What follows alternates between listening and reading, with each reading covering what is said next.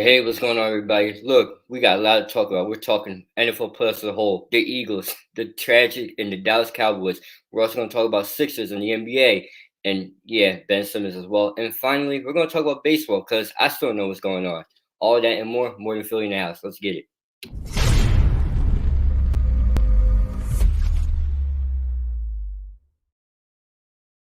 What is going on, everybody? Welcome back to the More Than Philly Sports Network. Man, does it sound great to say those words. I am thrilled to be back with all of you today, the 18th of January in 2022. Gavin behind the screen right now. We are in year 3 of the More Than Philly Sports Talk Show, coming up on our 2-year anniversary pretty soon. This is crazy. I think everybody feels like it's still 2020 in a way.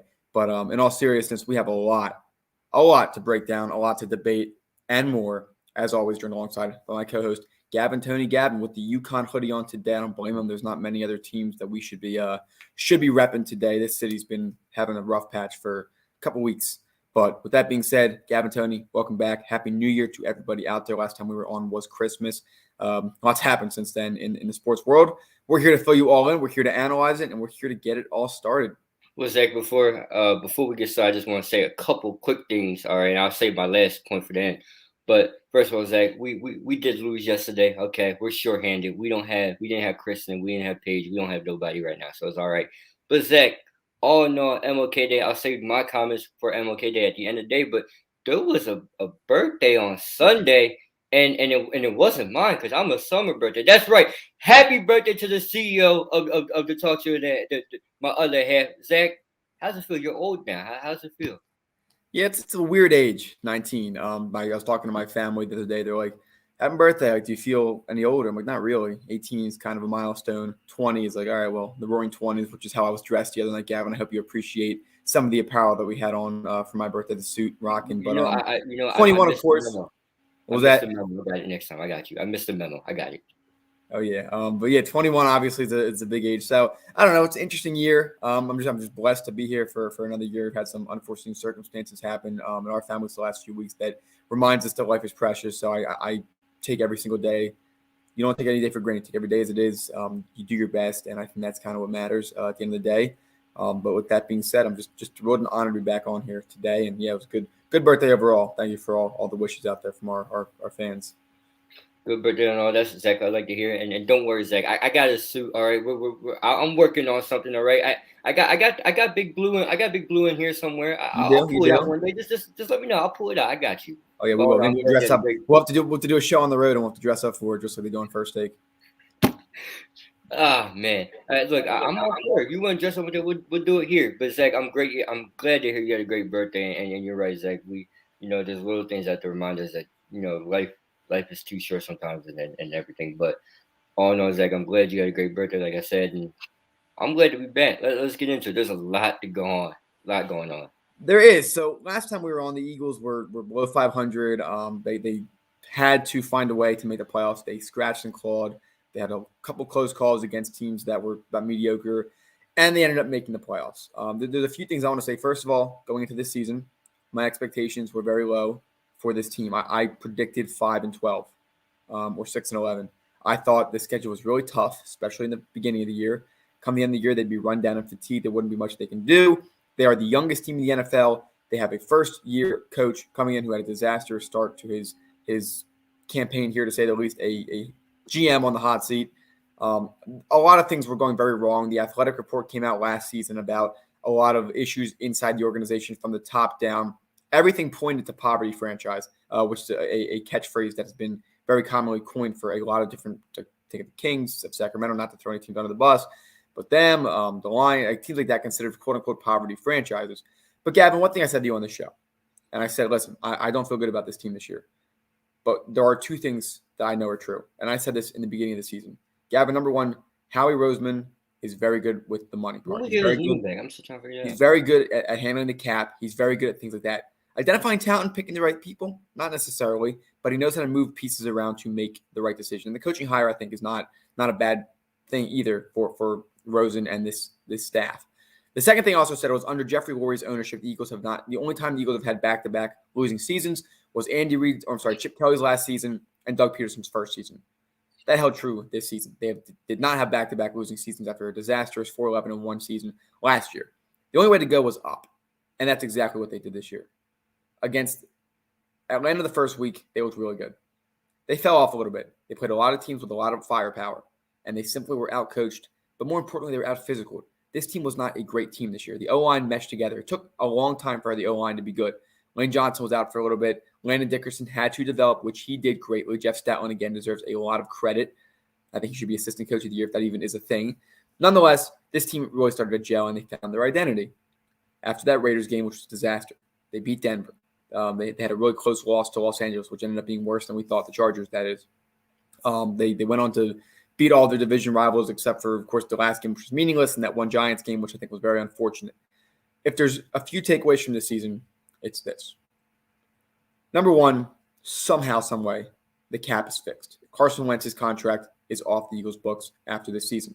If you go read Barstool Indy or any Indianapolis Colts websites, they sound just like Eagles fans last year. They hate him. They hate him, so they hate him. How do we get this off our books? And we'll talk about that in a little bit because I have some opinions on that and Colts fans as a whole. But with that being said, that's number one, is that we knew going into the season the expectations were low. They found their identity. They won enough games. They did what a good organization does. They were not a good team this year. They weren't talented. They really weren't. Wide receiving core was embarrassing, in my opinion. You have some speed, but guys that can't run routes. You have DeVonta Smith, which is about it. Him and Dallas Goedert. That's all you have. That's the only guys that are safe right now when it comes to the weapons. You have running backs who couldn't stay healthy. They were constantly rotating. But the back end of the season, every single time, with the exception of that one Giants game, when the Eagles faced a team that they were better than, Gavin, they won. That is a demonstration of good coaching. I'm not going to question the coaching for a year. I'm not. You can say whatever you want about Sunday. Todd Bowles outcoached the living you-know-what out of Nick Sirianni. But Gavin, that's how you get experience. And there's a theory that I have, and we talked about this in our sports debate club in 10th grade. I'm not sure if you remember this, but I'm going to explain it. Young coaches, young quarterbacks that make the playoffs always crap the bed in their first playoff game, at least from the majority of perspectives. Josh Allen against the Houston Texans. The Bills lost to the Texans a few years ago, Gavin, in that first round. He bounced back. That was like a self-implosion, though, I want to say. That was like self-implosion. Exactly. So I think that's one of the big points. Kyler Murray last night. Hello, that's a big exhibit. And now we take a look at Jalen Hurts. Jalen Hurts the other night. But that's a question that I'm going to have. Is Jalen Hurts the future of Philadelphia? Here's the answer, Gavin. It doesn't matter. Because there's nobody in this draft that you're going to take over Jalen Hurts. That's my opinion.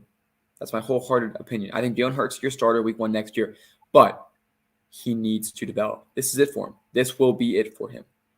And his composure, his maturity, his confidence, that is the reason he gets a second chance.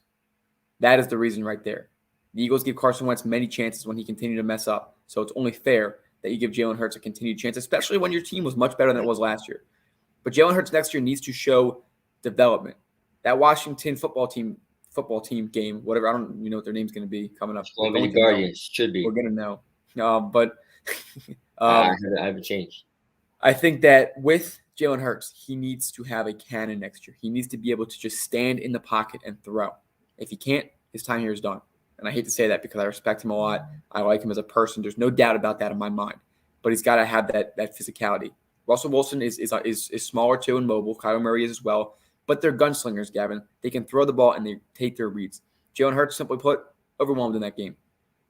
He got better this year. From last year, got better throughout the year. So why not believe he's going to get better next year? The Eagles are not going to be a Super Bowl contender for at least another year. But Gavin, another name that I've been saying all year long. Gavin, what wide receiver have I wanted all year? There's been numerous, but I want to say Allen Robinson. Allen Robinson. Sign Allen Robinson in the offseason. Cut Ryan Kerrigan. Cut Jalen Reagor. Cut ties with him. Bring in some other pieces. Leave that for me. Leave that for me. Please. Replace all these bad players. J.J. Arcega-Whiteside, gone. All right, Jalen Reagor, gone. Replace them with serviceable replacements until we find better guys and get Allen Robinson. And then next year, once again, like this season, Gavin, this season, a lot of it was as good as Jalen Hurts is how good this team will be. And that's exactly what a quarterback wants. Next year, the spotlight's on him, and the team around him will be there. The O-line will be there. The defense should improve. This offseason, you have 3 first-round picks. Next season, it's all on Jalen Hurts. This season wasn't supposed to be as good as it was. We weren't supposed to see late January football. We did. I don't care about the results of the game at all. I don't care. I think it's a lesson for these guys. I think it's an eyesore that they really need to see. The bottom line is that the progression of a quarterback usually involves their first playoffs being awful. Lamar Jackson, another name I want to throw out there for his first playoff debut being terrible. All right? There's no reason to panic yet. I'm worried about Hurts' arm strength, but I also believe he can get better. And that's where I stand on this team as a whole. I like Nick Sirianni. I think the man upstairs knows what he's doing for a lot of it. I think they need to retain good scouting. This 2021 draft was very good, despite 2020 being a complete mess up and dropping the ball, and 2019 to argue. But think about it, Gavin. Miles Sanders, Dallas Goedert, Devontae Smith, 3 guys picked in the first 2 rounds, but all of them being very productive for this team. Jalen Hurts picked in the second round being productive. Landon Dickerson, very good pick. Guys like Kayvon Wallace, J.J. Arcega-Whiteside, Jalen Reagor, those are obviously big misses. And don't get me wrong, everybody and their mother knew that Justin Jefferson was better than Jalen Reagor. I don't know what was going on in that front office at the time. I couldn't justify it. The only thing I could think of is they were trying to get a high-point speedy receiver that they could pair with a 2 tight end set, which makes no sense because they shipped Zach Ertz off just to have another first-round exit like Philadelphia. But nonetheless, this team is going on the normal progressions of a rebuilding team without having to fully tank. They have tons of assets. Everybody relax. Take your time. Next season, it is time to observe Jalen Hurts and see if he is the future or not. It wasn't this year to do that. Well, Zach, first of all, I just want to say that when it comes to the quarterback position, don't touch it, especially not this year. I mean, Zach, Kenny Pickett, is that who we're going to replace Jalen Hurts with Kenny Pickett? I mean, not Jada Pickett Smith, Kenny Pickett, and who else is there? Guys, the quarterback position in this draft class is so that I don't even care to learn everybody else's name. Now, you have 3 first-round picks. Zach, you mentioned a guy in Allen Robinson. How about Calvin Ridley? You get your speed, so you get another guy that works off Devontae Smith, another Alabama guy. I don't think they were there at the same exact time, but they were really close together. You get Alabama guy, and then at the same time too, that's a guy looking for a new home, and you might be able to get him for the low because the Atlanta Falcons, I don't think, want to deal with him. They kind of want him to come back, but at the same time too, he stepped away for personal reasons, and a new scenery might be easy to get instead of getting a guy like Allen Robinson because Justin Fields is going to need somebody. But we don't know.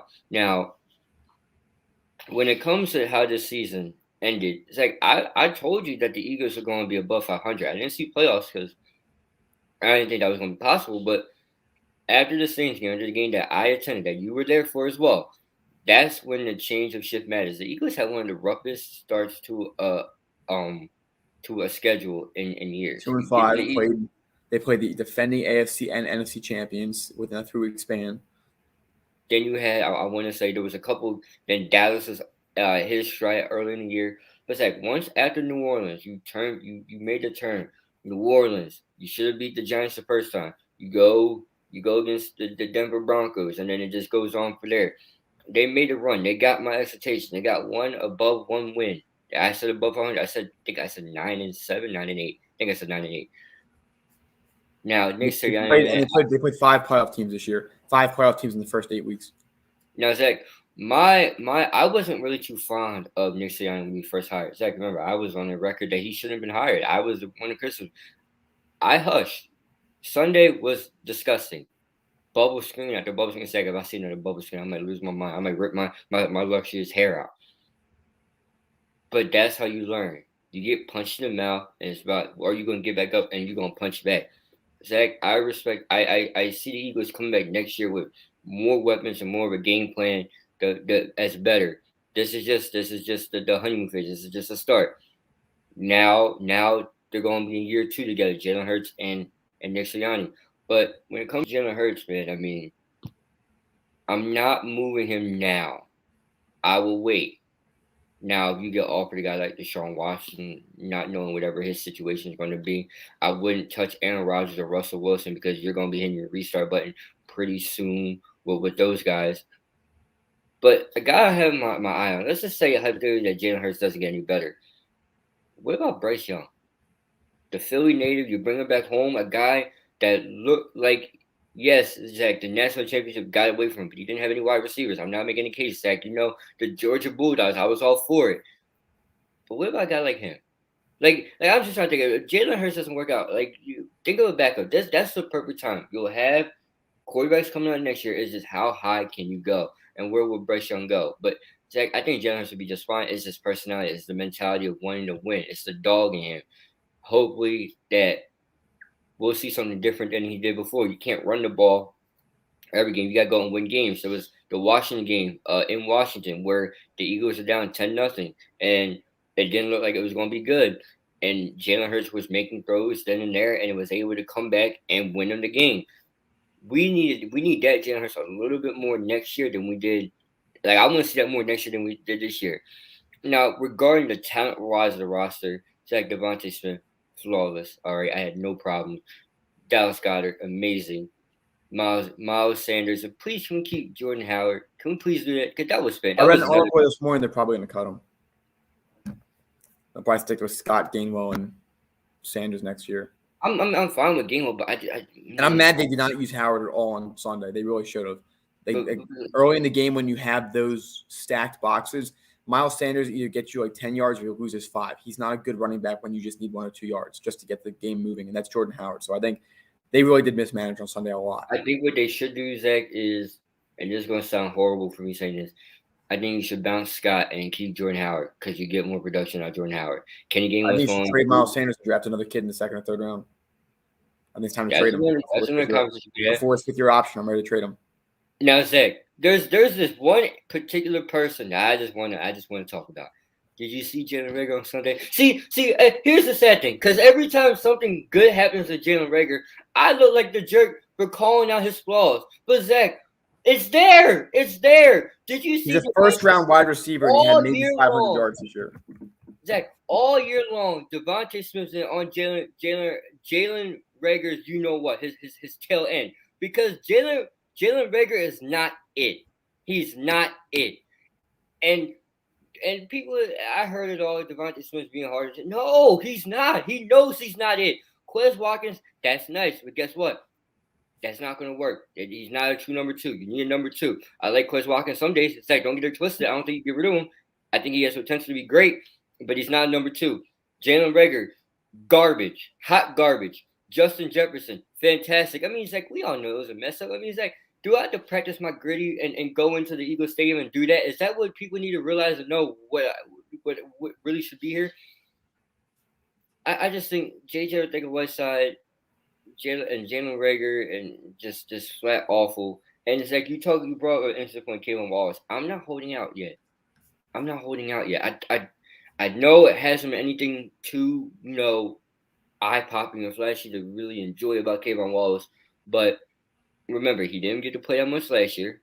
This year, it was bits and pieces, but it wasn't really too fantastic. He only played until McLeod was back healthy. And if Roddy McLeod goes this year, because I think it's time that Roddy McLeod should leave, as much as it's going to hurt to say, but I think it is. I think his time here is done. I give Kayvon Wallace 1 more year, unless you can get your hands on one of those good safeties. Give him 1 more year. But the linebackers, I think the linebackers probably were the least of the flaws this year. Linebackers and secondary. My problem. Allison going to play well. They couldn't get pressure a lot of games. That's the same issue. They have big names up front that don't do anything. They need to figure out something in the offseason, draft somebody up front on the front 4, believe it or not, start moving some bigger names. I'm shocked Fletcher Cox wasn't traded at the deadline. But they have some work to do. Ryan Kerrigan was not the best investment for this season. He did not pan out at all. He didn't do anything. So I think, and just one thing too I wanted to add, Justin Jefferson had 1,600 yards this season. Jalen Reagor had 299. A first-round pick getting 299 yards for the whole season. He had no games with more than 50 yards, or one game, 53 yards against Dallas. You want to know something amazing, Zach? Let me hear it. You want to know something amazing? Look at Jalen Reagor's career stats versus Justin Jefferson's. He already lapped him. 695. He had less reception. He had less yards this year than last year. Two touchdowns. He had 32 yards on the ground, as if that matters. 695 yards total in his career. Versus Justin Jefferson has 3,000 yards in his career. Oh, 3,000. So that's a 5-fold.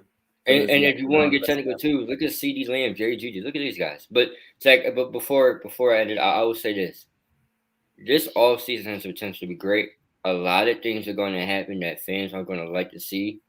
and that's going to be guys like Brandon Brooks having a exit. Guys like Fletcher Cox might have to exit. I think you bring Brandon Graham back because he's coming off an injury, so I don't know where you're going to be able to send him. Guys like Rodney McLeod might have to exit.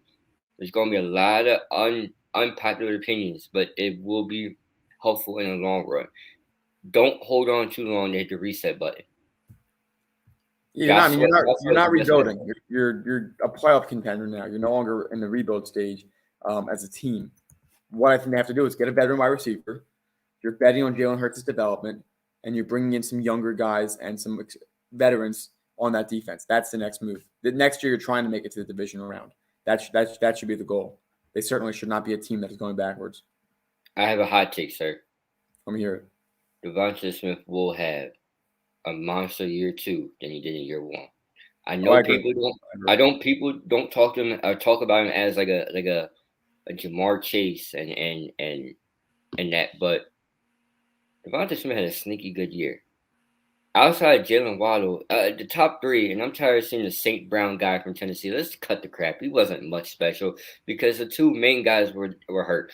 Zach, the best wide receivers in this year rookies class were 1, 2, and 3, and just as they were picked, Jamar Chase, Jalen Waddle, Devonta Smith, all lived up to the hype this year. Devonta Smith, I think, will be better next year. Will be even better next year. It wasn't that much problem this year.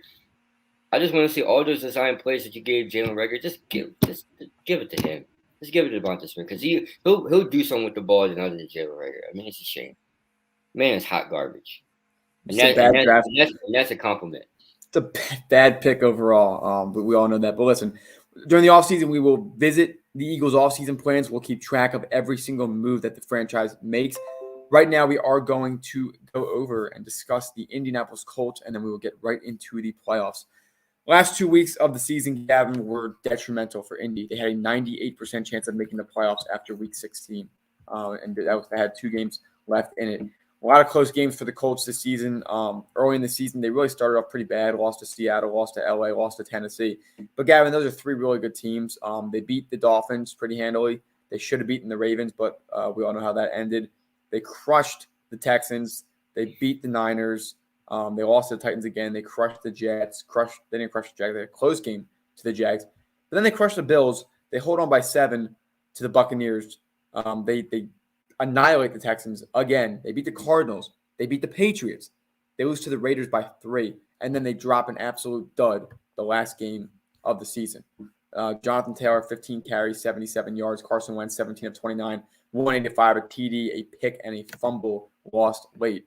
But let's look at Carson Wentz overall for this past season. They had a extremely interesting year. There's no excuses for the Indianapolis Colts team to not make the playoffs. I give them one. In the beginning of the year. They had a tough start to the year. They did. They had Seattle when they were supposed to be good. That's all I got. They had Seattle, LA, and Tennessee to start the season. That's 3 very tough games. But at the end of the year, I mean, Carson Wentz. Let's have a conversation about what Carson Wentz did this year. 27 touchdowns, 7 picks, 94.6 passer rating. That's as good as he's been since 2018. 7 interceptions. He's had 7 interceptions every year but 2, with at least 25 touchdowns. 27 to 7. It's a good ratio. The completion percentage is good. 3,600 yards is pretty decent. 95 passer rating is pretty good. But if you watch him, he's still rebounding from his lack of confidence last season. It's clear he hasn't fully gotten his confidence back. And I'm not going to make an excuse for him. There's no more excuses for him. This is just how Carson Wentz is. He's a fragile player. He started off the season with a broken foot, something like that, where he had to get surgery, and somehow miraculously came back for week 1. And then he had 2 high ankle sprains during the season. He fought a lot of injuries this year, and with everything considered and put together, yeah, his year was all right. His year was good. Not great, average, slightly above average. A 27 to 7 touchdown interception ratio is pretty damn good. But the question that Indy is going to have to answer, and it's the question that Philly had to answer, was, do the injuries outweigh his performance? And the answer is yes. It's not a hard question to answer. I don't know. The answer is yes. But here's the question, Gavin. You invested a lot in this guy. They have a lot of cap space this offseason. T.Y. Hilton was out a lot of the year. Michael Pittman is not a number 1. Jonathan Taylor didn't pop until the second half of the season. And Frank Reich went for a lot more on fourth down than they should have this year. So here's my question. Considering everything they put into Wentz and the fact that they would have $15 million in dead cap if they cut him, do they give him one more year, assuming he can be healthy? And that was the reason that he wasn't as great this year. Or is it another team problem? I mean, Quentin Nelson was out a lot of the year. There's no excuses for him. He held onto the ball too long. He made bad decisions late in the year. But can he be fixed, though? Because we knew this. Going into the season, Carson Wentz was broken. What is this fix? What is this fix that we keep talking about? Because I hear it a lot. Bad decision-making, bad footwork, bad everything, bad mechanics. Obviously, he's not throwing the ball to the other team anymore. 7 interceptions versus 15 last year in 5 less games. In last season, he had 5 less games. He threw over twice as many interceptions. So the question is, I'm not defending Carson Wentz anymore. He's not my quarterback, but I'm going to call balls and strikes. There's great things about him. There's bad things about him. He can work in that kind of system where they're running the ball a lot, and he needs to do a few big-time throws a game. The question is, can they fix him? The question for Colts fans is, did they really expect it to be less than a one-year process? And I think it's ludicrous to say that. I think Carson Wentz – I'm not going to say the word deserve because nobody deserves anything. But I think Carson Wentz should get another shot in Indy because there's nothing else Indy really should do in this situation. The Indianapolis Colts are a plug-in and play. Zach, he was the plug-in person. See, here's what I don't understand. Phillip Rivers, who is 95 years old, over-exaggeration, doesn't have a deep ball anymore, okay? It took a lot out. That team went to the playoffs last year. Zach, you have one game. All you do is win one game. And what I mean by that is you go against the Raiders. Let's go back to the last 2 weeks, right? You go against the Raiders. That was a hard-fought game, right? Hunter Renfrow towards your secondary. Derek Carr, and we all know the heroic season Derek Carr has, the leadership and everything that the Las Vegas Raiders like overcome. Carson Wentz. Then you go against Jacksonville, right? You lose. I can understand losing against Las Vegas because they were, like I said, motions high, running, everything.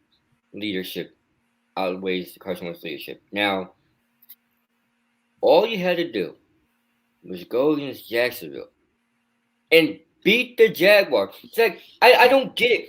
You were brought there to win games.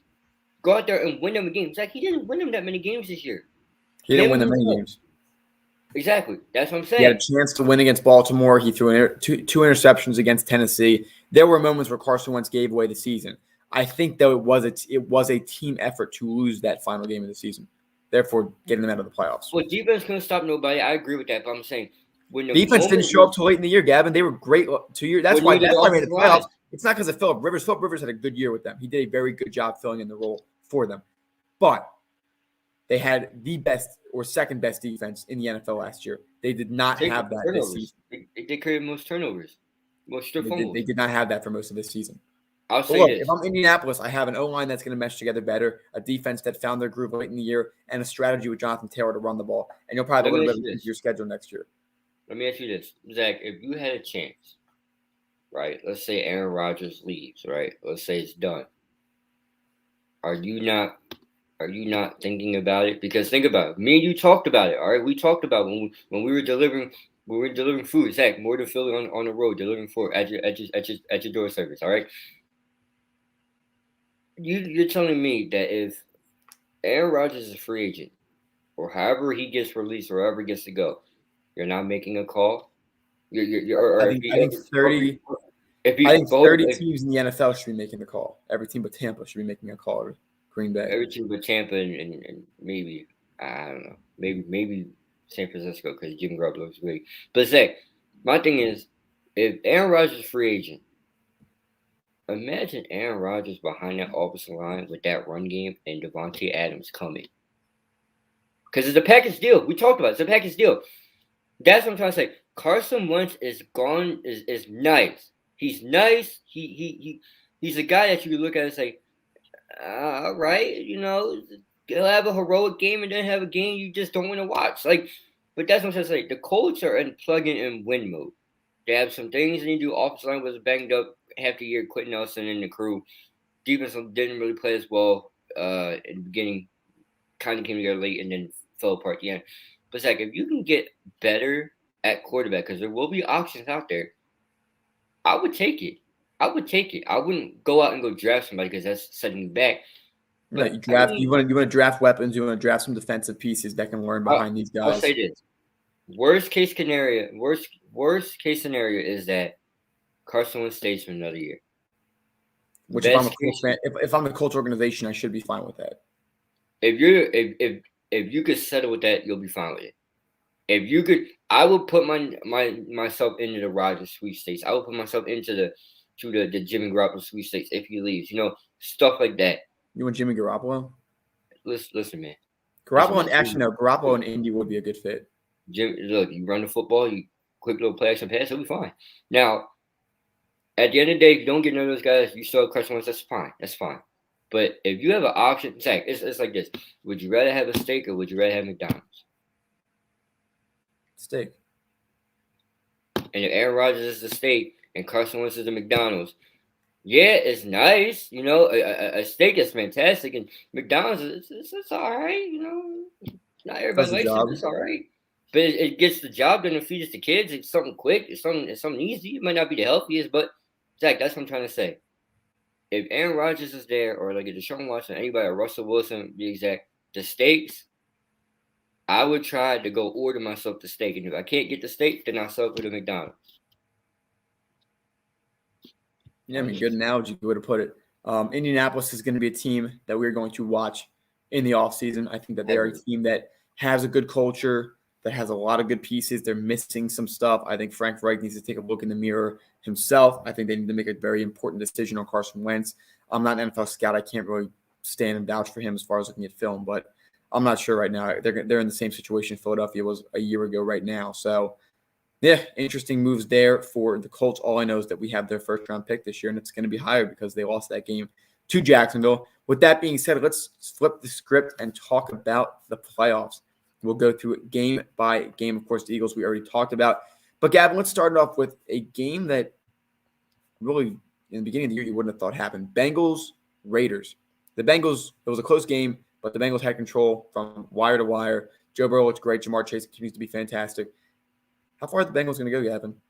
It's like I got them in the AFC Championship game. As of right now, with that duo, with Jamar Chase and Joe Burrow, and if everyone else can stay healthy, especially on the offense. And I know the defense lost somebody important in the middle, but they're playing on another level right now. And it's like the Bengals are criticized for not taking Penny Sewell and not that.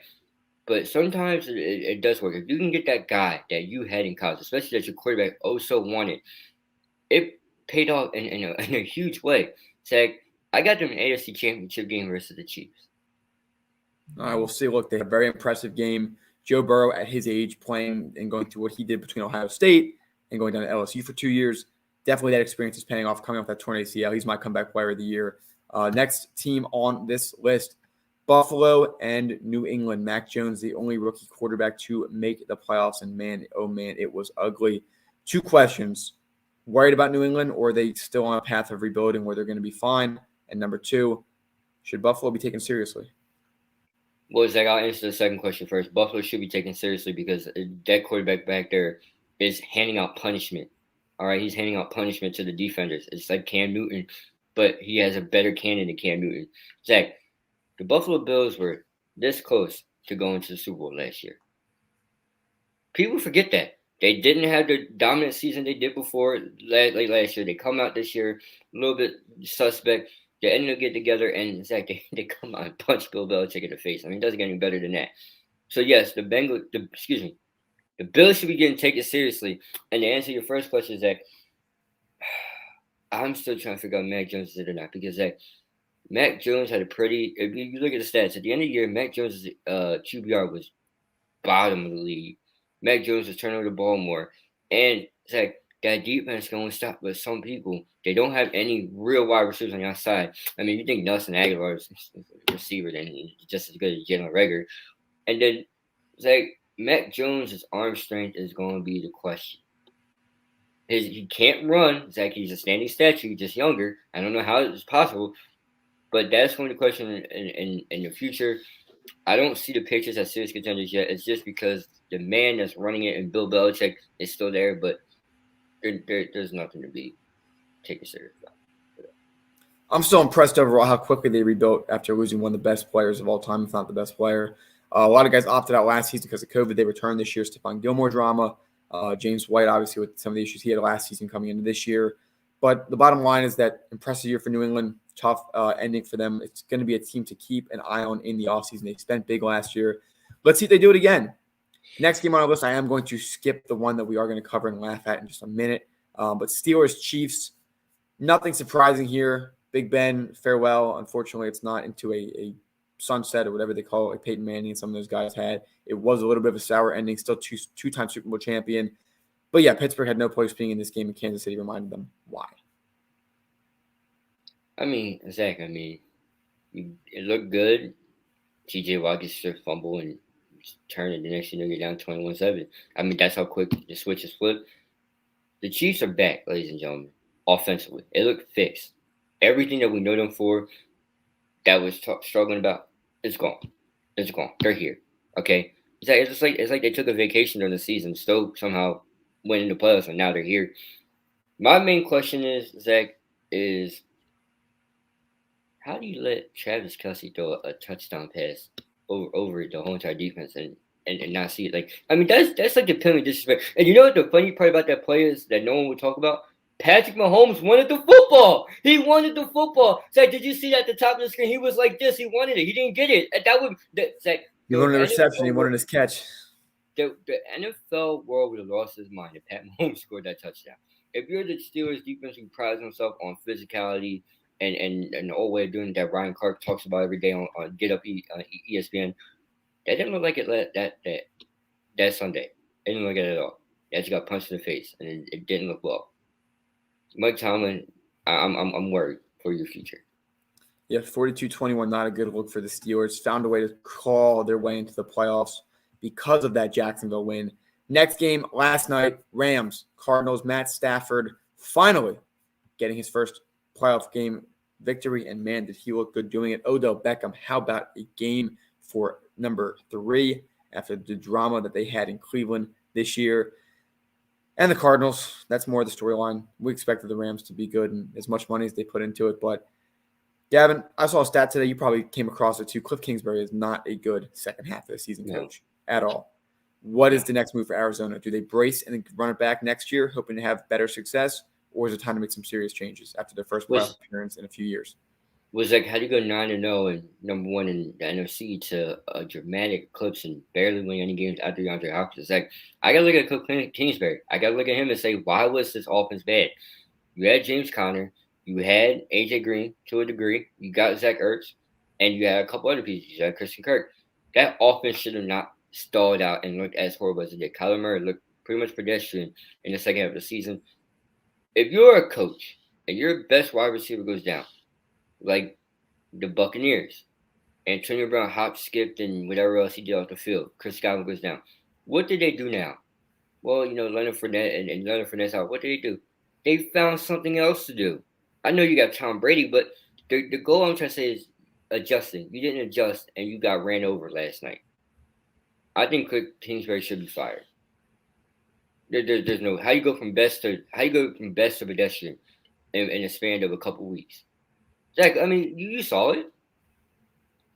Yeah, year 3 together. Last year, Kyler Murray injury late in the year kind of caused that. This year, DeAndre Hopkins. So I'm going to give Cliff Kingsbury one more year. It's a bad, ugly pattern, but I don't see any better alternatives at the moment. I give them one more year. You need to get some other weapons on the offense to help. That defense needs to continue getting better. And Zach Ertz, you got to retain him. I think that's the number 1 priority in the offseason for them. They need a reliable blanket tight end, and he's going to be somebody on the market that they're going to have to look at. And they got hit in the draft. They have not had a significant draft pick in a long time. Kyler Murray. Isaiah Simmons has been touch and go. They traded for D-Hop. James Conner and Chase Edmonds have been new acquisitions. They don't have any homegrown talent that I can really look at and say, yes, this is why they're so good. Zach, I'll say this, and I'll leave it like that. First of all, I want to give prayers to Buda Baker because that did not look good at all last night. Updates came through that he'll be fine. Updates came through today. He's doing better. Was cleared from the hospital. But I will say this: it's a shame that the Cardinals like it because it looked pretty. Looked good. It looked good. Everything they did this offseason, everything they started, it looked good. But no one was giving their number 1, like their number 1 in the NFC respect, their number 1 in the NFL, they're undefeated. No one cared. No one cared, and this is why. You couldn't do anything when the time mattered the most. Last year, you could say, well, Kyler Murray was hurt. That's fine. I get it. He was. But here's why I won't give him a pass, because Kyler Murray missed 2 or 3 games. I think it was 2. And Colt McCoy, or whoever the backup was, looked fantastic. I know They were still winning games. Everybody looked at them as the best team in the league. Exactly. So why was it bad? Why couldn't you figure something out last night? Zach, you beat them in their home, their house before. You come back to Arizona and you get stomped about them. So you would think, all right, you know what to do, and that's the performance you give up. Come on, man. No, Zach. Maybe me firing Cliff Kingsbury might be an overreaction. You said I don't think there's a better replacement. I automatically think a Brian Flores would be a great replacement. That's the first person that comes to mind for any coaching job. But if you want to talk about replacement Cliff Kingsbury, that's the first guy right there. A team to keep an eye on for Brian Flores is Denver. That's where I think he's going. But next on our list, the final game. Oh my. Oh, there's this city in Texas by the name of Dallas, and right next to it is a city called Arlington, which shares an airport where the Cowboys fly into after they lose playoff games, unless it's at home, which it was this year. The Dallas Cowboys have won a playoff game a few years ago against Seattle. They lost to the Rams the following week. Before that, they were the 1 seed and lost to Green Bay at home as the 1 seed. And before that, only God knows the last time the Romo era was able to make it to the playoffs and win and succeed. Mike McCarthy was announced today to have his job retained. Gaven, as an Eagles fan, obviously this was a joyful thing to watch, but it was kind of predictable. What is it about Dallas? Is it their quarterback? Is it their O-line, their defense, their coaching, their secondary, the wide receivers? Why can't they have success in the playoffs despite having some of the most talented rosters of all time in the postseason? Well, it's like there's a joking answer and there's a serious answer. The joking answer is a guy in New York that works on ESPN First Take every day from 10 to 12 that says, what can go wrong will go wrong. And Steven Smith is right. It doesn't get any better than that. But in a serious answer, Zach, it's just underperforming and discipline. If you want to talk about this time, discipline was the problem. 14 penalties? Clock management was what killed them, and that was been the problem all year long. The lucky thing is, was the season, and you were still winning games. You somehow overcoming that. But Mike McCarthy's clock management has been awful. It's been pathetic. Kellen Moore play calling. Boy wonders. Rex Ryan would say, "What was that? You don't run in the middle of the field with 14 seconds." Bad awareness. I heard that Dak Prescott, should have got down, earlier. I don't care. You shouldn't. That play shouldn't be called anyway. And Dak Prescott, you get paid $1 billion. Like I was a leader of wanting to get paid. It's like I was the first one that said I was against it because you couldn't afford to give other talent money, but that's a new problem. So you should have checked out that play and threw it. I'm just so serious. It's like they do it to themselves. Is what I'm trying to say. Go back to Green Bay, right? When they play against Green Bay. Dallas Cowboys forward at the end. Aaron Rodgers hits a miraculous pass to Jared Cook. We know that ends field goal. Then you got the no catch rule with Tony Romo, and we know how that ended. It's like it's just unfortunate. It's as an Eagles fan, I get a good laugh out of it. I know you do too as well. But if you want to talk about this year alone, this defense, I thought this was a year they were going to do big things. As an Eagles fan, I hate saying that, but Micah Parsons, who in my opinion, defensive rookie of the year right there. Trayvon Diggs, who I don't think is that great of a corner at all. He bites more than he actually plays coverage. Like there's a stat that said Trayvon Diggs gave up more than 1,000 yards to wide receivers this year.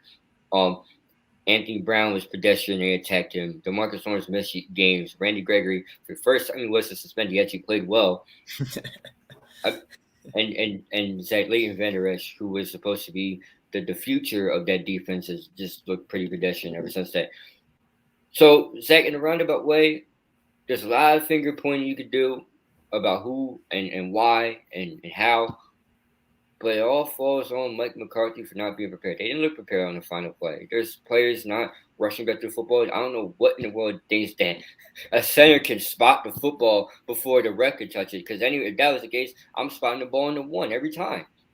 Come on, man. But Zach, I will say this.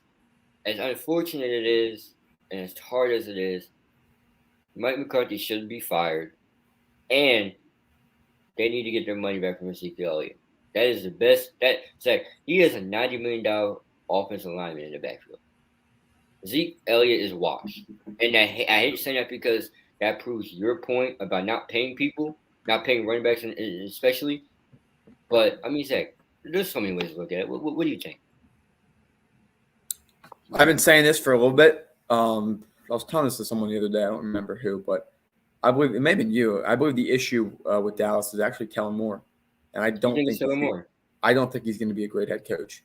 He is good at developing offensive players. He's good as a quarterback's coach. He's good at developing schemes. But I don't think he's – I don't know. I think they gave him too much power in Dallas. Jason Garrett gave him too much power too. It was Kellen Moore's call that Amari Cooper wasn't on the field for that last play against the Eagles a few years ago where Michael Gallup dropped the ball in the end zone, broken up by Sidney Jones. I'm sure we all remember that from that playoff run a few years back. The only place Sidney Jones ever made in his life, by the way. He had an interception that week after in New York, but yeah, that's pretty much pedestrian. Been kind of washed, but yeah, I think Kellen Moore just hasn't been the best at implementing plays at the right times, giving schemes. I also think Amari Cooper is an extremely – I'm going to try to say this in a respectful way. He is a player that is more sensitive, and if somebody were to get in his head, he tends to kind of shut down for the rest of the game. He's not a reliable guy. He's not a Calvin Johnson. He's not even a playoff Julio Jones. He's more reliable and didn't look like it this Sunday. The problem is they don't have someone reliable in the playoffs. Their team is very streaky, and when everything is going great, they're great. When everything's going wrong, it all falls off. So I think that's the issue. They're a very streaky team. I don't think Mike McCarthy's the major issue. I don't think Jerry Jones is the major issue. I think they just have guys. I think Prescott's streaky, Elliott's streaky, and Cooper's streaky. And those are the guys you rely on. Plain and simple. Jack, I just want a quick response to that. I don't think Elliott's streaky. I just don't think he has it no more. No, he has his good games every now and then. But yeah, he's very overpaid. From him, I wouldn't have paid him. I would have had Tony Pollard be your number one. You have a lot more money to put in the wide receivers, a lot more money to put in other positions. But the offense should not be the issue for that team. Kellen Moore, I think, definitely kind of is a little bit over his head. And if he does get a head coaching job, I don't think it's going to go well. Check. Before we get off this game, I just want to say that how about the San Francisco 49ers? It looked rough at the start of the year. It didn't look like they had any future in the playoffs. But Kyle Shanahan, one of the brightest offensive minds of the game, they're going to get tough out. They're most physical. Deebo Samuel is the offense. Jimmy Garoppolo, man. Garoppolo's had let's see what his stats are. Because Garoppolo's I've always been a fan of Garoppolo. I just don't think he can stay healthy. I've always been Jimmy Garoppolo has no. I mean, he almost gave the game away for crying out loud. But it's that defensive front that really got to Dak Prescott. He had a 98 passer. He had a 98 passer rating this year, which is second best as a starter. But Zach, I just want to say the San Francisco 49ers are going to be a tough out. If I'm Green Bay, I am terrified. They're going to beat Green Bay. They're going to think so? Come back Thursday or Friday for me to give my predictions on it. But yeah, I think they have a good chance of beating Green Bay. Okay. I'm going to keep my predictions down for now. But Zach, everybody coming into that game knew it was going to be a trap game for the Dallas Cowboys, and it was just unfortunate. I got to say unfortunate. It was fortunate enough I got to watch it happen live because it's like I was working on something special for us today, but unfortunately it wasn't able to happen. I was trying to get a good Cowboys alum, Trent, on the show. We're going to have to get him on to talk about it. He wasn't really too happy. He wanted to talk straight as well, so we're going to bring him back on. But he wasn't really too happy about it. But to sum it all up, Zach, this is going to be tough for the future. Jerry Jones said it best. I don't understand you have all this talent on this roster, and this is the outcome you get. But, Zach, the Dallas Cowboys fans are a meme. I mean, did you see them? Did you see that poor middle-aged white guy that was crying? Did you see the sister that was just like this, like you ain't worth a damn? I've seen it all. They got memes. They got memes for days. It's fantastic. Fantastic. Absolutely. Listen, Dallas Cowboys losing to San Francisco 49ers. We'll be back later in the week to talk about Bengals Titans. That's Saturday, as well as Niners Packers is Saturday night. Rams Buccaneers on Sunday, following with Bills and Chiefs. A lot of good games between those 4 games. 8 teams left in the playoffs. It is late January here on the Morning Focus Sports Talk Show, talking about the NBA. Now coming up with the 76ers. They've been on a hot streak lately. Tough one yesterday. They've won 8 of the last 10, including dominant wins over the Miami Heat and the Boston Celtics. The question remains, though, what's up with Ben Simmons? Stay tuned. We are now offering a new product on our Teespring. Wear a mask in public. We are now supporting a custom-designed mask with our logo on it. Purchase it today and 10% goes to a foundation of our viewer's choice. It offers a full nose and mouth coverage, single-sided print, includes 2 2-inch elastic ear loops, non-medical grade product, and finally, $1 from every mass sale is donated to a nonprofit to feed children in need. Enjoy today's episode. We are back on the More Than Philly Sports Network. Zach, Gaven, Tony just broke down the NFL playoffs, including the Philadelphia Eagles, a future outlook for them, and then, of course, wrapping it up with our favorite conversation, talking about the Dallas Cowboys. All right, Gavin, let's talk about it. 76ers off to an interesting start to the season with Ben Simmons not playing. They've been good. They haven't been great. They've been good. And right now, they're fine. They're serviceable. They're 8-2 in the last 10. They're the hottest team in the NBA. They're in a very tight race. They're only 2.5 games out of the 1 seed. Gavin, this is one of the more competitive years in the East. 10 teams in the East are above 500. 11 are at or above 500. The West, which is usually the stronger conference, only 6 teams are above 500. That's a pretty competitive East this year. Milwaukee is ahead of Philly by half a game. Cleveland, who's been surging as of late on a 5-game win streak, they are 1.5 back, and Brooklyn is a half game out from the Bulls and the Heat. It's going to be close. It's too early to tell for anything. The bottom line is February 10th is the trade deadline. Gavin, what are your thoughts on the Sixers so far this season, and what do we expect for them down the road?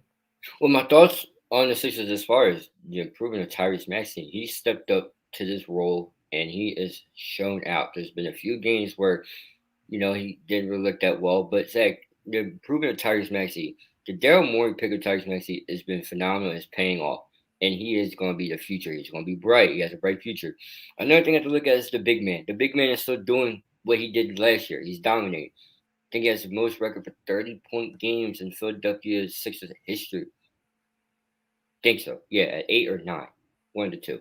But, Zach, this team is not going to go far in the playoffs this year because the off-the-court drama, and issues, and Tobias Harris is not playing to par.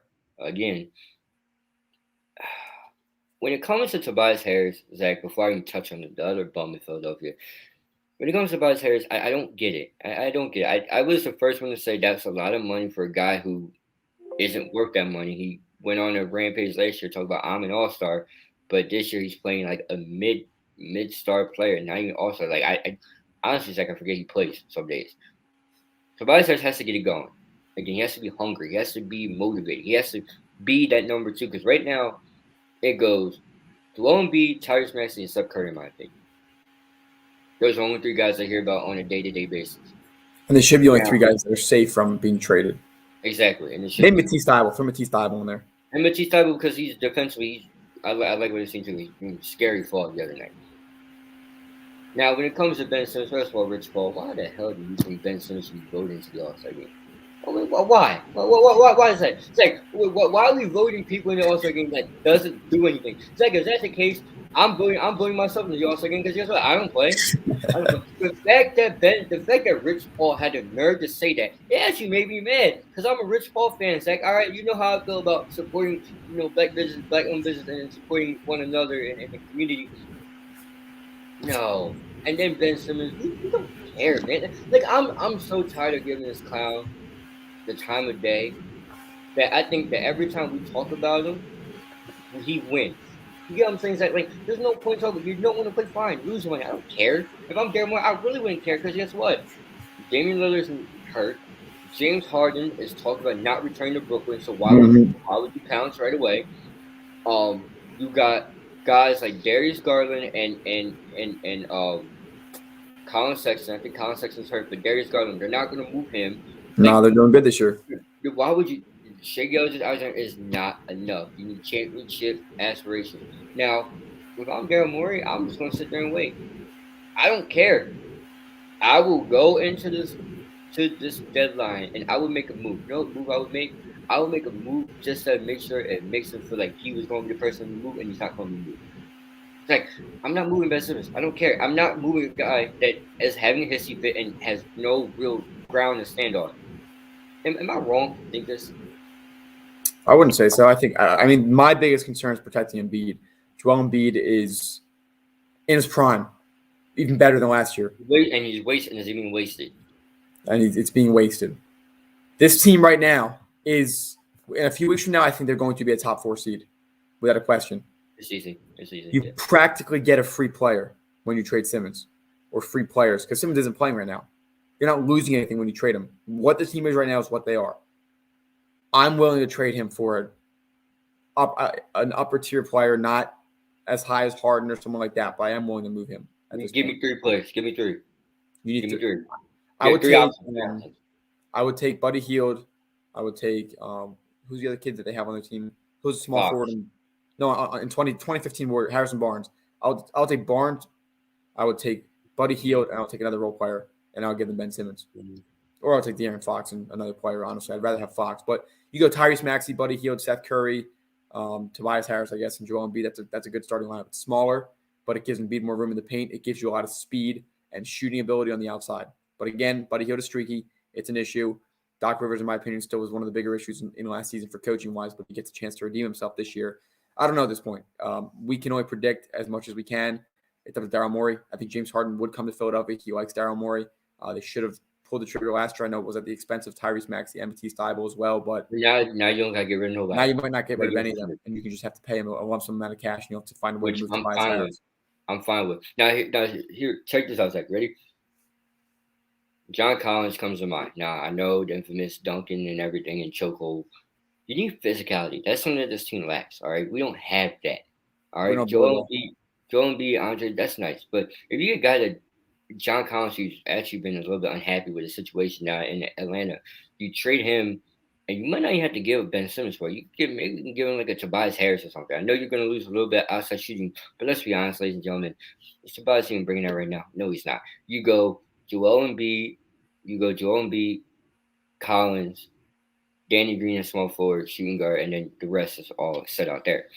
Another guy I like is De'Aaron Fox. You get him, you move Ben Simmons, you put him in a team where there's no chance for him to do anything, which will bring me joy. Or Zach, you just hold out, wait till the offseason, you get James Harden, right? And then you send Tobias Harris away, and you get role players that are going to be good enough to accompany the guys that you have there. And another thing too, Zach, no one's gonna talk about, but I'm gonna mention it. Andre Drummond is a pretty nice backup, and he should stay for the rest of the time. I think as long as Embiid is here, Drummond should be here. That's the best, because of a night off where Embiid can't play. Drummond was, and people forget this, Drummond was a 2020 player. And I'm not talking about the year. I'm talking about 20 points, 20 rebounds. He's a board-grabbing machine. You can run small lineup with him. It's like I just don't see the point in rushing to move Ben Simmons. Lose money. Come on, my expense. It actually makes me laugh, because I never see someone that refuses to do anything. I don't know. Ladies and gentlemen, Ben Simmons is a clown. And if he even gets one single All-Star vote, it must be Lakers fans. It really must be Lakers fans. It might be. But listen, Sixers have had a big week. Again, like I mentioned, they beat Miami and Boston in back-to-back games. It's battle tested. You have the season is still very long. You have Orlando at home tomorrow. They're playing LA, which is going to be a test on Friday. Spurs, Pelicans, Lakers, Kings, Grizzlies, Wizards, Mavericks. I mean, there are some easy games on this schedule coming up to the All-Star break, and we're going to find out what this team is made of. It is a very tight race for the top 4 seeds right now. Sixers should grab the top 4 seeds even without Simmons, and that is a testament to how good they've improved this year. And I've been very critical of Doc Rivers, but a lot of credit to him as well for their ability to rebound and handle this situation accordingly. So, go ahead. And most improved players, like I say, I think I'm running with Tyrese Maxey at the moment. I think so. If he can bump his average up a little more and start getting 20 a game, I think that and John Morant, but I have John Morant in a different category right now. No, John Morant's been playing at the same level, and that Grizzlies team, number 1 in the recent NBA Power Rankings. Finally, coming up after this, the MLB lockout. What is going on, and why I can guarantee the Phillies are going to make the playoffs this season. That's a conversation for later. Here we go again. I'll say it on the show today. Stay tuned. Here we go again. Would you like to know how you can support the More Than Philly Sports Talk Show? If so, head down to the comments on our YouTube channel. You will see 2 links there. The first is our Teespring, where you can see a wide variety of apparel products, including our signature product, the More Than Philly Sports Talk Show sweatshirts, offered in a variety of different colors, including gray, navy blue, and more. Finally, we have our Patreon page, where you can become a monthly donation member. 10% of all donations go towards an organization of our viewers' choice. We hope that you enjoyed today's episode, and if you can't donate, that's okay, because you can always share this. All right, Gavin, take it away. I know you have some things you wanted to say about the MLB. For those of you that don't know, we are currently in a lockout right now. The MLB Players Association and the organizations are all in hot negotiations. Some expected changes, more pay for the minors, a DH in the National League, and I'm sure there's some other little things in there. They're all arguing and fighting over, Gavin, for sure. Well, Zach, first of all, DH in the National League, I think, is a pretty good idea because the pitcher spot, there's only a select few pitchers that can hit just easy out, in my opinion. Number two, this is, once again, a bad look for baseball. I mean, Zach, let's go back to the 2020 season. You were going to be the first sport outside of fighting, because remember that the UFC is not a day-to-day sport. You would have been the first sport that would have been day-to-day. First day-to-day sport in 2020 where there was nothing going on, which would have been brought a lot of eyes to you. Except we were looking at the Korean Baseball League, which Zach actually found waking up early and watching some of the games actually pretty joyful because, let me tell you, those guys over there can play. Now, having said that, this league comes off as whiny again. And all I want to do, Zach, is just watch baseball. I want to be there at opening day. The phone agrees with me as well, the 2022 phone. But if you just look at how this goes down, it just doesn't make sense. In a time where free agents were in the middle of signing, it was hot. You couldn't figure this out. And now, Zach, it is almost February, which means pitchers and catchers are going to start to report pretty soon. And that means spring training is going to be almost on its way. And the fact that we don't have anything talked about, anything in agreement. Zach, they met last Thursday, right? They met last Thursday. The players and what I was told, the players are not like anything that was said or that was being offered. Don't play. They don't play. That's my only. I guess you could say that's my only statement is just don't play. If you don't like what's being offered, and it's like I do agree with minor league pay. I do agree with that because you are part of the organization. It's a shame that those guys get treated like absolute dirt because, Zach, I don't know if you ever looked into like a day in the life of a minor league player, but some of them carpool. A lot of them live together. They should be able to have their own, and some of them spend the majority of their career down there anyway. It would be nice to make profit off that. Number two, like I said, DH and National League, that's fine. Pitchers are easy outs anyway, which is a guarantee, which is terrible. And I don't know whatever the other thing is, but it's like just find something for the game of baseball because it's like for a sport that's somewhat dying and has a lot of these unwritten rules that kind of kill the vibe of the young players and expressing themselves. This is stupid. This is stupid in my opinion. No, I agree. I agree with a lot of what you said. I think that I've been saying it all year. I said there's no way the season starts on time. Again, it started in 2020 when they dropped the ball. They had a big chance to be the first full-time sport to return to action, and they failed with that miserably. It's not a surprise. And they even couldn't negotiate for a while back then. When and where? Remember the whole Twitter raid that went on. Look, Freddie Freeman's got to find out where he's playing next year. The Phillies have some moves they have to make. Trevor Story is on his way out of Colorado. There are a lot of moves that need to be made. The Mets are probably going to continue wasting money on old guys who are going to maybe be good for half the year before they fall off the face of the earth. The bottom line is that the MLB has to make moves. They have to act now. Other than that, if there is a season this year, the Phillies will make the playoffs. They're overdue to do it at this point. They have to continue. No, not yet. There's a lot of guys out there that are still not at a home, and you really can't be scrambling in March during spring training to make these moves. You really can't do that. The season might get pushed back unless they agree to it by the end of this month because we are less than 3 weeks away from pitchers and catchers reporting to Clearwater and Arizona. These moves have to be made, and they have to be made quickly. Zach, you want to know and to go back to your utterly statement that's shocking about the Phillies making playoffs. You want me to buy? Very close last year. Very close. Yeah, we were close the year before too, and the year before that, and the year before. Yeah, exactly. I know you're always close. I'm not buying into it, but Zach, get Freddie Freeman here, right? Get a couple pitchers and catchers, and do it a little bit better, and you got to get an all-star here. You have to. You have to. If you want to do that, then I'll buy it. But right now, Atlanta looks good. It looks promising. Ronald Acuna is already back to hitting already. I know Max Scherzer and Jacob deGrom, their health and stuff, but that is a scary duo right there. The Dodgers, Zach, regardless of what, people think and say about them and how things go. The Dodgers still have to be respected. You have to respect what the Houston Astros have, as much as Chino do. Zach, I know the Yankees sell and fold every year, but you have to respect that. At some point, the Phillies have to make moves. You have to spend money. You can't be cheap. That's what the Mets are doing. The Mets are spending good money, but they're spending money. I like how John Miller says we're going to spend stupid money and didn't do anything. No, matter of fact, and then in the trade deadline too, you're like, oh yeah, we're going to go get somebody and you bring in Freddie Galvis. I'm tired of these reunions that don't mean anything. Like that doesn't mean anything. That's just as good as you know ice on a road. It's not going to. You're not. All you're going to do is just cause problems. If you're not really fixing it. You need to salt the road. It's like I'm trying to be Nick Sirianni. You got to salt the road for the ice cones, or water, whatever the hell you say. But all I'm trying to say, ladies and gentlemen, is this: the Phillies aren't making the playoffs unless they spend money. Spending money is the key. I know there's a way to do it. Don't spend stupid money, but there's a way to do it. Zach, Francisco Lindor was a bad idea for the Mets. He didn't do anything, but at least you're willing to spend money. Spending money shows that you actually care to win. Remember, Jerry Krause said as well, organizations win championships too. They do, and that's very true in baseball. So with that being said, that about wraps it up for us today on sports. We will be back later in the week. We will be breaking down playoff games for the weekend. A lot exciting in store for us. Expect some more regularity from us here on the show following our hiatus here over the winter break. We're back, Gavin, better than ever. We got a lot of work in the works here coming up in the next semester. We'll be online for 2 weeks at least. So we'll have some more time. You make it every day from us.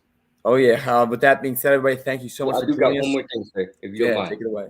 Yesterday was MLK Day, so I cannot let this go without mentioning. I want to just, give a special thanks to Dr. Marlene King, Dr. King, because Zach, without him and a lot of others helps, like Malcolm X, Rosa Parks, and the late John Lewis. Correct me if I'm wrong. The senator that passed away a couple years ago. Without those guys and many others, Bayard Rustin, as names come to me, we wouldn't be here. This show right here wouldn't be here today. And Dr. King, it's like I posted yesterday. I said, not all heroes wear capes and have superpowers. But some have, dreams, and some do things for others. Some have dreams that they might not be able to see, but it's for everybody else. It's like, I think I said something like that. I don't know. My story disappeared. But what I'm trying to say is a guy dedicated his whole entire life. He could do something totally different, but he dedicated his whole entire life, had a dream that everybody would be equal and, be able to go to the same school and do things together, black and white. And we're his dream. Zach, we have to continue going on. I know there's some stuff going on around the world that, that needs to be worked on and fixed, but I feel like as we get older and hopefully come more together and more accepting of everybody, hopefully his dream will, continue to go and get stronger as it goes. I know there was a ripple last year with a lot of the stuff going on with the protests and everything, but it's always good to just remember that it all started with a march and a dream and everything. And we're here. So Dr. King, thank you. And everybody else, thank you as well. Zach, that's all. Not all heroes wear capes, but they wear suits and they have dreams. That is true.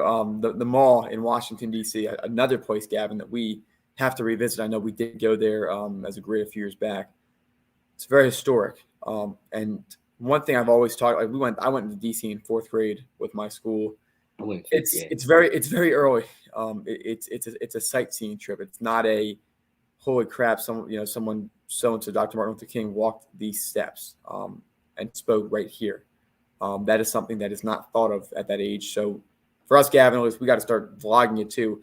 We have 2 trips now. At least we're making a going to Wall Street, ladies and gentlemen. We're going to Wall Street. On Wall Street when it's warm out, and then we're going to go to Washington D.C. because I think everybody at some point in their life needs to do that walk down the mall, down the reflection pool, I believe it's called, and walk up those steps where Abraham Lincoln stands. On my desk, I have a bust design, kind of like a bust of Abraham Lincoln sitting in the chair, and that sits on my desk. And I look at that thing about 100 times a day as a constant reminder of what everything, of course, the freedom of the slaves. And even 100 years later, there was still a lot of work to do. 160 years later, there's even more work to do.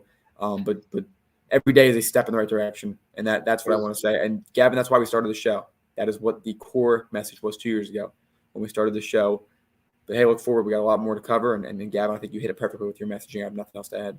And Zach, I'll just say like this, Zach. And if you guys do go to Washington, Zach, you're right. Going when I was fifth, in the fifth grade, I didn't really understand, why would you drag a whole bunch of, 8 and 9-year-olds to Washington D.C. where there's no, amusement park or anything. But now that you get older, come to agree, you learn and you're like, wow, this really happened here. I urge people to go to Washington D.C. Go, just sightsee, and Zach, go to the museums, go to Black History Museum, go to the Holocaust Museum. Zach, I know that's 2 trips that are on our list of places to go. So hopefully we get that done. And I was fortunate to go into both of them. I may say this: the emotions you guys will feel going through both museums they're gonna be real. They're gonna be powerful. But I hope the message is that you learned something that day. And yeah, Zach, I'm out. That's all I got. Those that fail to learn history are doomed to repeat it. We leave it at that. We thank you all so much for joining us today. We appreciate the continued support with some inconsistencies. But hey, we're back. We're here. We're ready to go. Happy 22. Snowboarding, ladies and gentlemen. I'm gonna learn it. I'm gonna learn how to do it. That's coming up. Another trip. Trip number 3. Thank you again, everybody. We hope you all enjoyed it. I know Gavin wants to go on a cruise at some point, but that's a little more of a pricey trip that we'll have to work out in the future. But, anyone want to pay for that for me?